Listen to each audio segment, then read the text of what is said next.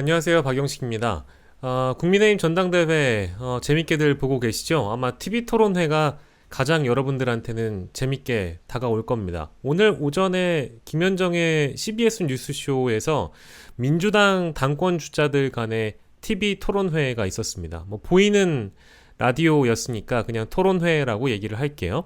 그런데 이재명 후보, 김두관 후보, 그리고 김지수 후보 세 분이 맞붙었는데 물론 내용적으로 정책과 관련된 내용도 뭐 풍성하게 나왔던 것 같고 다만 사법 리스크에 대한 주제 그리고 이 민주당이 나아갈 길, 다양성에 대한 부분 뭐 이런 것들이 논의가 되는 자리여서 상당히 좀 차분하고 예의와 격식을 갖춘 토론이었으나 죄송한 말씀입니다만 이 엔터테인적 측면에서 예능적 성격에서는 그리 재미 포인트를 찾지 못했다라는 솔직한 말씀을 드려야 될 것 같고 오늘 단독 보도로 나온 내용 중에 하나는 국민의힘의 구도적 변화, 즉 사자 구도로 현재 진행되고 있는데요. 구도적 변화는 없을 것 같다라는 국민일보의 단독 보도가 나왔습니다.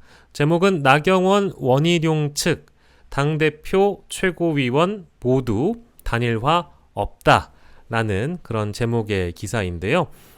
이 정도의 내용은 사실 상당 부분 예상이 됐던 내용입니다. 왜냐하면 이미 어차피 대표는 한동훈이다라는 그런 예상들이 많이 있는 상황에서 자칫 단일화 카드를 선택했다가 전당대회 투표함을 열어봤는데 처참한 성적표로 깨진다면 나경원, 원희룡, 윤상현 이 세 사람의 정치적 미래라는 것은 상당 부분 어두워질 수밖에 없거든요. 왜냐하면 단일화를 했는데도 그 정도의 표 차이로 패배했냐라는 힐난을 들을 바엔 차라리 단일화를 하지 않는 것이 서로 다 완주하는 편이 더 좋을 것이다 라는 어떤 선택, 뭐 계산기만 두드려봐도 나오는 것이고요. 두 번째 이유는 제가 판단하긴 그렇습니다. 이 한동훈 후보의 과반 득표 가능성이 지금도 많은 평론가들이나 언론에서는 중론으로 예상을 하고 있는데요. 저는 아직까지도 저의 전망을 꺾진 않았습니다. 그러니까 뭐 과반을 넘는다고 하더라도 60%까지 가긴 좀 어려울 것 같고요.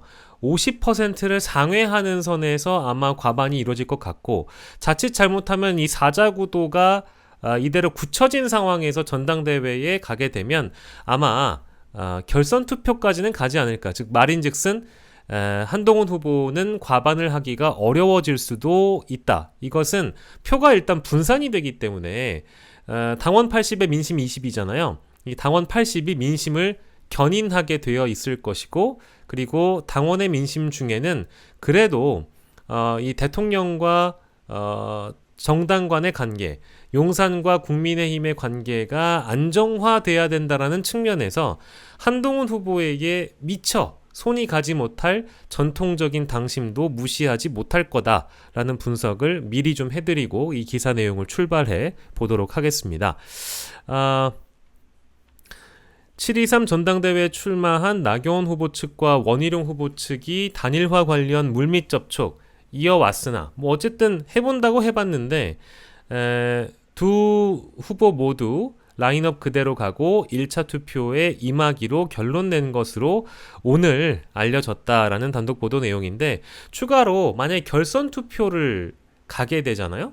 그러면 자연스럽게 단일화는 되는 것이죠. 왜냐하면 어쨌든 2등 후보는 나올 것이고 1등과 2등이 맞붙게 되는 것이기 때문에 나머지 3, 4등 후보는 자연스럽게 어딘가로 그 표가 옮겨가게 될 텐데 그 표가 한동훈 후보로 가든지 아니면 원희룡 후보, 나경원 후보로 가든지 할 거 아니겠습니까? 그러니 물리적으로, 구도적으로 단일화 효과는 결선 투표를 가면서 자연스럽게 생기게 된다. 그러니까 이미 1차 투표 가기 전에 이 4자 구도를 3자 구도로 축소시킬 필요는 이분들에게 정치적 수지 타산을 맞춰봤을 때 굳이 할 이유가 없다라는 전망이 제 전망이고요. 더 들어가 보겠습니다. 한동훈 후보의 런닝메이트인 진종호 청년 최고위원 후보를 견제하기 위해서 진행되던 김정식 후보와 박상현 후보의 러닝메이트 단일화 논의도 끝내 무산됐다. 단일화 방식을 두고 입장차를 좁히지 못한 것으로 전해지고 있다.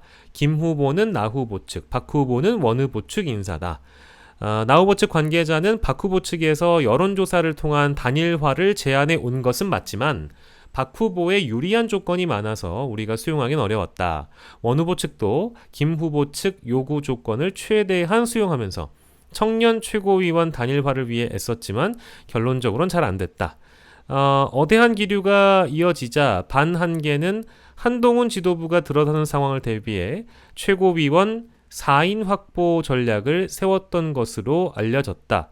그러니까 당대표가 한동훈이 된다 하더라도 우리가 최고위원 쪽은 좀 이렇게 유리한 구도로 그래도 나아가야 되지 않겠느냐. 당대표 견제할 수 있는 최고위원 분류를 분포를 좀 만들어놔야 되지 않겠느냐. 이제 이런 전략이었는데 그마저도 실패를 했다는 얘기가 되겠습니다. 한 여권 관계자는 당장 19일부터 선거인단 모바일 투표가 진행되는 상황이라서 단일화를 위한 어떤 시간적 여유도 부족했다라고 말하고 있고요. 룰 세팅도 제대로 안 됐다. 뭐 조건 자체가 다 어려웠다.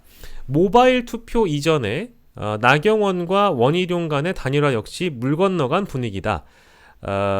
세미준 세미나라는 것이 있나 봐요. 나 후보 쪽의 세미나인가 본데 특별히 단일화 얘기를 할 때는 아니다. 이제 이 말씀을 하시면서 1차 투표에서 특정 후보의 과반을 저지하려면 나 후보와 원 후보 지지층 각각의 표가 필요하다라고 판단했다고 말했다고 하고요.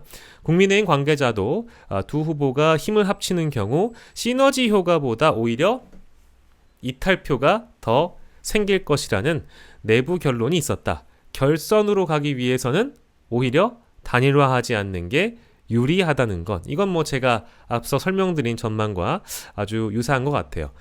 반면 한 후보 측은 결선까지 가지 않고 1차 투표에서 과반을 확보해서 바로 당선을 확정 짓겠다. 이제 이렇게 얘기를 하고 있다고는 합니다만 저는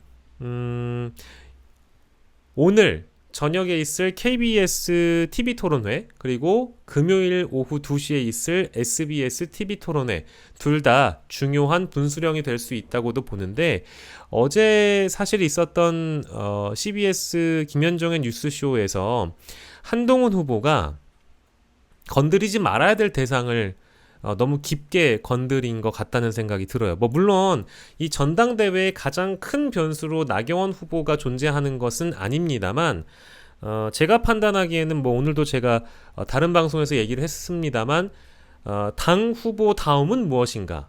당대표 다음은 무엇인가? 이것을 생각해 본다면 결론적으로 다 같이 정치를 할 분들이거든요. 이게 대선을 가거나 총선 지역구에서 맞상대를 꺾는 그런 스피치가 아니지 않습니까? 그런데 한동훈 후보는 당대표 다움을 강조하기보다 오히려 적을 만드는 정치를 하고 있다.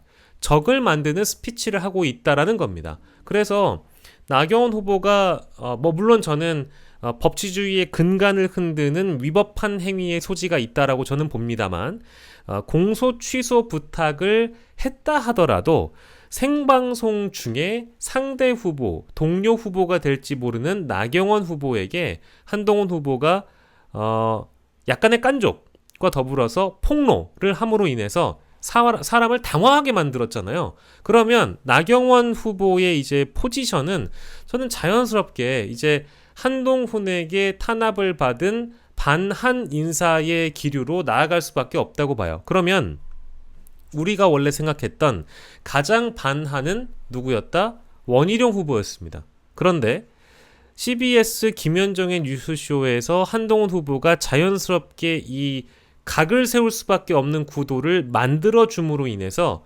KBS TV 토론, SBS TV 토론에서 나경원 후보는요 이제 달라진 모습을 보여줄 겁니다. 그 전까지는 뭔가 보수의 품격이나 격식, 예절 이런 것들을 생각해서 나경원 다음을 나경원의 뭔가 조근조근한 화법이라든지 나경원식의 뭐 중진 정치를 우리가 보여줬다라고 프레임화한다면 그런 프레임 정도였다면 이제는 프레임을 아예 바꿔서요 반한의 선두주자 결선에 가기 위한 반한의 아이콘은 원희룡이 아니라 나경원이다 라고 나올 가능성이 매우 높습니다. 그래서 아마 오늘자 야밤에 벌어질 KBS TV 토론이나 내일자 SBS TV 토론을 보시면 아시겠습니다만 나경원 후보는 굉장히 공세적으로 나올 가능성과 그 명분, 근거를 얻게 됐습니다. 누구 때문에? 한동훈 후보 덕분에. 그래서 이 사자구도에서 약간의 이 지지도나 이 판세의 흐름이 좀 바뀔 가능성이 좀 있어 보여요.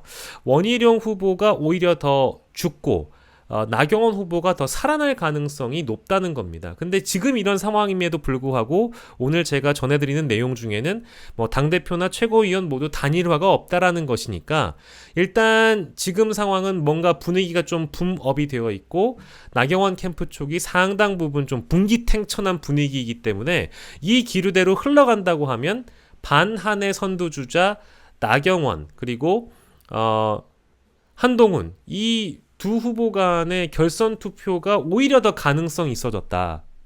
그러면 저는 한동훈 후보가 아주 압도적으로 이 선거 판세를 유리하게 끌고 가서 과반을 하려고 했던 전략조차도 수정이 아니라 그 결론을 못 만들어낼 가능성이 크다는 거예요. 한마디 때문에, 공소 취소 폭로권 때문에 이제 이 판세가 나경원 후보에게 좀 더 유리한 판세로 흘러가고 있다고 저는 생각합니다. 뭐 물론 그렇다고 해서 나경원 후보가 당대표가 될 가능성이 매우 높다고 얘기하는 건 결코 아니에요. 근데 뭔가 그 격차를 과하게 벌리면서 한동훈은 당권 주자이기도 하지만 무조건 이 국민의힘에서 대선에 내보내야 되는 주자다. 다른 후보들은 상대할 가치도 없다. 라는 프레임을 한동훈 캠프는 만들고 싶었는데 그 전략이 먹혀 들어가지 않을 가능성이 높다고 봅니다. 누구 때문에? 한동훈 후보 때문에, 말 한마디 때문에, 적을 만드는 정치 때문에, 지도자다움, 당대표다움을 보여주지 않고 여전히 예전에 법무부 장관 시절에 민주당 의원들 후드려 패던 화법으로 전당대회에 올인하면서 저는 적을 만들었다고 봅니다. 그리고 이 기조가 나경원 후보의 이 반한 기조가 여기에서 끝나는 것이 아니고요. 차후에도 반한의 선두주자로 자신을 메이킹하면서 자신의 정치적 세력과 입지를 구축해 나가는데 상당 부분 반사적으로 도움을 받게 됐습니다. 저는 그렇게 봐요. 여러분들 생각은 어떤지 댓글 남겨주시면 감사하겠습니다. 저는 박영식이었고요. 다음 영상에서 또 돌아오겠습니다. 여러분 고맙습니다.